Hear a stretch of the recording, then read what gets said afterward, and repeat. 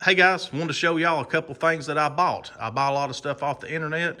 A lot of times it is a disappointment.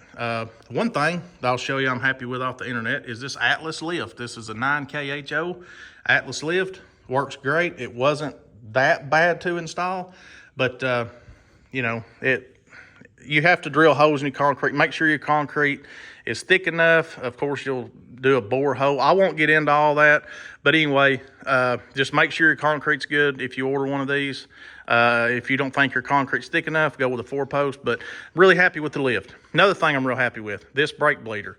I've bought brake bleeders in the past from Harbor Freight, AutoZone. They suck. I hate them. Of course, they're okay if you don't have anybody to help you. You can get by with one of those. But I was going to order a Mighty Vac, which is the same type, like the pistol grip type, but they're a lot better. They have a lot more suction than the cheaper ones. But I bought this thing on Amazon for like $18, and it is awesome. Of course, you have to hook an air line to it, but you can crack that valve and hook this hose to your bleeder, and it will sit there and suck that fluid through those lines. It's a good tool. And it's cheap, it's affordable. I'm going to actually order my dad one and get me another one. If you don't have anybody here to help you, they're great, and it's a lot less mess. You can pour that right back in a bottle. Nothing wrong with that fluid. You can reuse it. Brake fluid's getting higher and higher, as with anything. But really good bang for the buck. The Mighty Vacs are, I think, about 120, 130 bucks. This one here, I wouldn't trade it for a Mighty Vac. It's awesome. Now, brake fluid's corrosive. That's the reason I'm going to order me an extra one. But really good little tool here, guys. It's real handy. I'm happy with it. The flip kit. This is a flip kit for a square body truck. I've ordered a whole bunch of lowering kits, flip kits in the past. Usually, if I lower a truck, I just go ahead and order the kit. And the kit without the shocks, I want to say, is a little over $500, maybe $550 or something. It's been a little while since I ordered one. Things fluctuate. Of course, you know how things are right now. It just seems like everything's getting higher every day. We won't get into that. I've ordered these flip kits by themselves before. Usually, it's just the plate and your axle cup here. This is what your rear end sets in, and then this sets on top of the spring.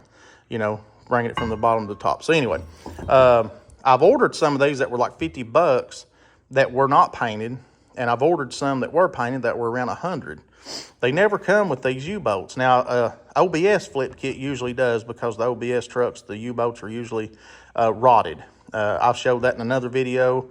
I think on my 93, there's a trap in there where these U-bolts go, and it just lets dirt and salt and road grime and stuff set on these old bolts, and it rots them. So, but the square body kits, like I said, hardly ever come with the U-bolts. You can find some of them that do, but again, most do not.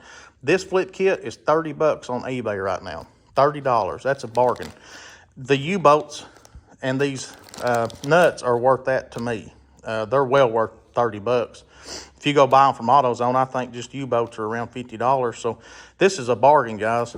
These things are painted. I've got a flip kit over here now that's perfectly fine. Nothing wrong with it, but you got to paint it. And it's rusty, so you got to clean it up, paint it. It's a lot of trouble, really. And a can of spray paint's $10 now. So this is a bargain. And, really good buy on that. And I'm going to lower Mr. PIB and Mrs. PIB's new gray truck here before too long. And I'm going to try something different on that one. A lot of your kits that you order come with a 2-inch spindle and a 3-inch spring. I want to reverse that. I want to get a 3-inch spindle and a 2-inch spring, because the more spring you have, the better ride you got. The shorter your spring is, the stiffer that thing's going to ride. So we're going to do that. This was $30. The drop spindles are right around $270 or so, $280, say $300. And your springs, you can find those for around 100 bucks. So say 300, 400, 430 bucks, you've got a kit. And I may find it cheaper than that. So I think this is going to be probably one of the cheaper ways to lower one. If you want it really low, if you want it down there on the ground, you need to flip that axle. You can use the leaf spring brackets. You can buy those, and you don't have to flip it, but I like flipping the axles. We'll have to buy him some shocks, some stock shocks, and you can get those for $100 to $200. I mean, you can spend as much as you want on a shock, but for what he's going to want, just a no regular shock will work. And the only other thing we'll need is the rear shock extenders, and I think I have a set of those, but they're relatively inexpensive as well. I've paid up to $80 for those before, but sometimes you can find them for 30 or 40. And anyway, we'll get back into that. I just wanted to show y'all that these prices change on eBay all the time, so especially if they start selling a whole bunch of them, they'll raise the price. So get on there and get you some of these while they're cheap. Again, $30, and it was a little bit of shipping. That's why I ordered two. They combined the shipping, and that saved me some money. Don't remember exactly how much shipping was, but for the two sets, I want to say it was like $70 for both sets. So I'll say $35 a set, but that's still a bargain with the U-boats. All right, guys. As always, I appreciate you watching. If you have any questions on any of this, let me know, and I'll catch you on the next one. See you later.